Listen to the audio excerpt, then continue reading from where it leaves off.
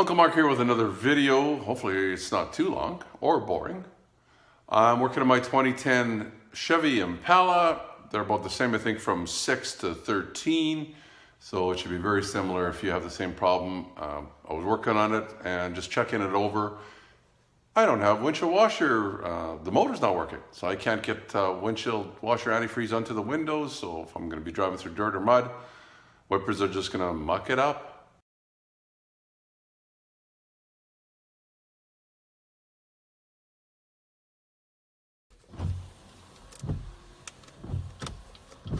Come on. I don't hear it running. Come on. Oh, what the hey? Another problem? Darn old cars. Now on this car, the bottle you fill up here, it's actually right behind this panel. You should be able to get in behind this inner fender well. It's just plastic. A few tabs, you can take it apart. I'll show you closer. So as you can see, there's a little click pop rivet there. There's one there. It's not really a pop rivet, it's just a...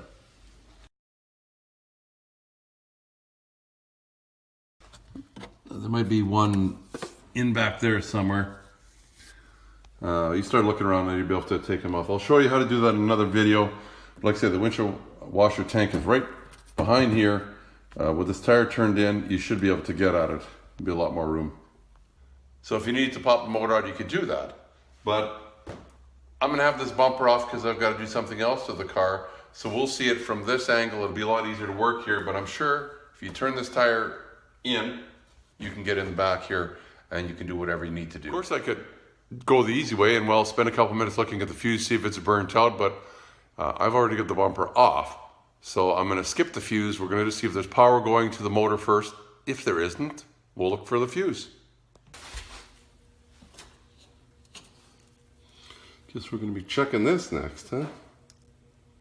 Let's fit in here. Thought didn't too much damage. Better if we could back probe it, but make sure those don't touch. Let's see if we get something here or not.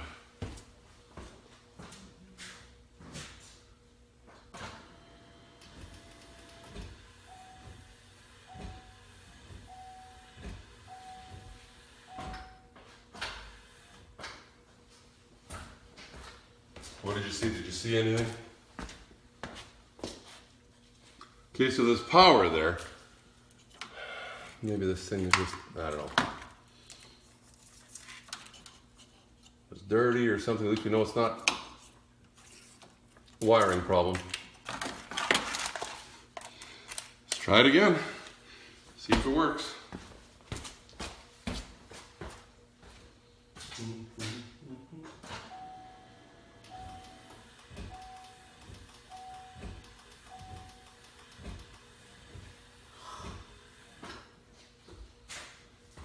Oh goodness, we have some kind of issue with the motor, it looks like, huh?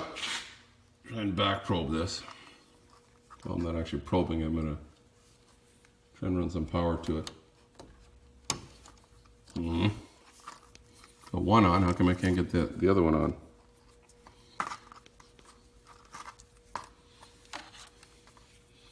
Because it's tied around there, that's why.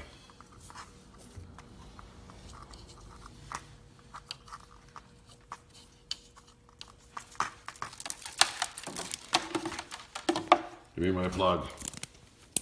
I'm fighting with those things. Can I grab this one? Why can't I? Okay, as long as they don't touch. Let's get a 9-volt battery. See if we can do it up. Got my 9-volt battery. Thought I heard something here.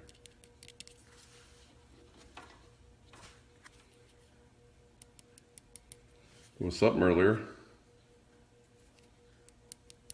I'm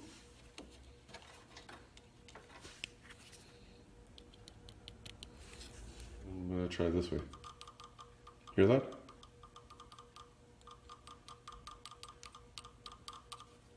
So I wonder if I do that and bang on it, would that do something? Sure.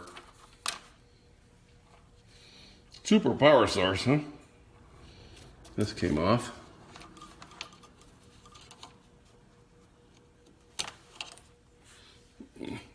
Just doesn't want to stay. Or something to bang on it with.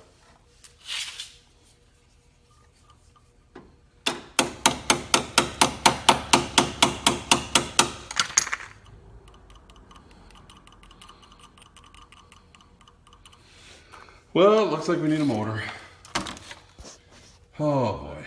So it just looks like it just pulls this way. Ah. And we'll just pop off. And then, well, there we go. Oh boy. Yeah. It's a waterfall.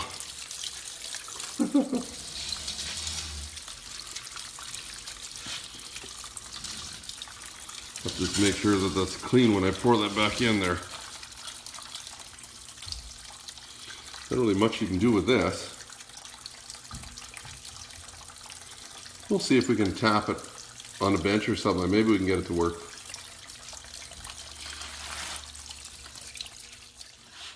Sit in here and just make it just so it sits. I don't need to worry about it.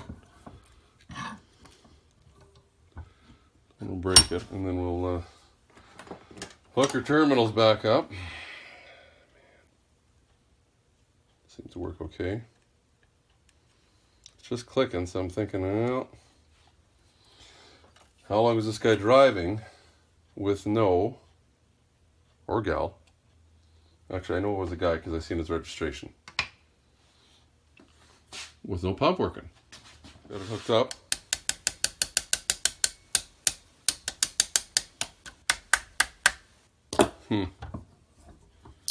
No way, huh? Would be too fortunate if it would run, huh?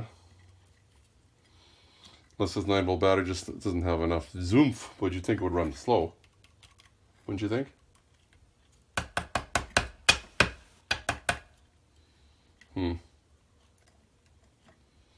Well.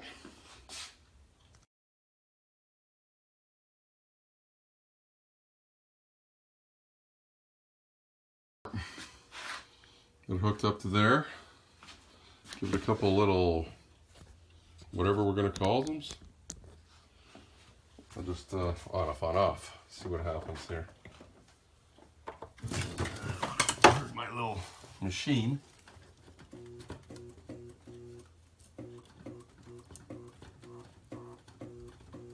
Nope.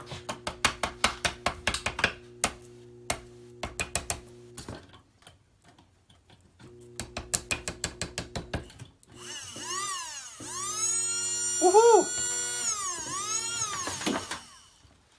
We just saved ourselves money. Well, I just saved myself some money. Who would have known? Yoo-hoo! It's gonna work. Wow. Well, if we stick it back in, I don't know if you've seen the way that this actually fits in here. It's got this little tab or whatever that goes in a hole right here. So this goes in there. It just snaps in there as far as I know. Put that back on. Put that back on. Fill her back up, see what happens.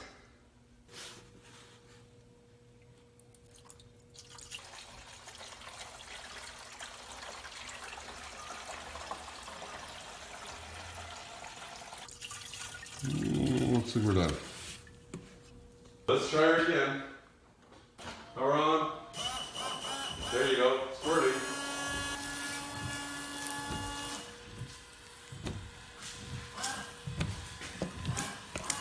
Oh. Well, just imagine what that motor's worth. Should look it up.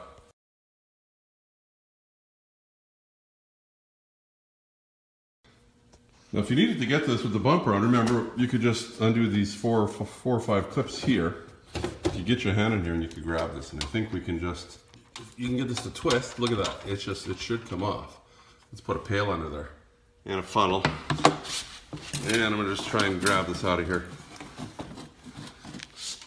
Come on, baby, you can come off. I'm just gonna want to squirt everywhere. Whoa! All right.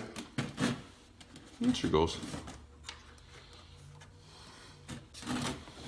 I didn't have to know. Thought we could just set that like that.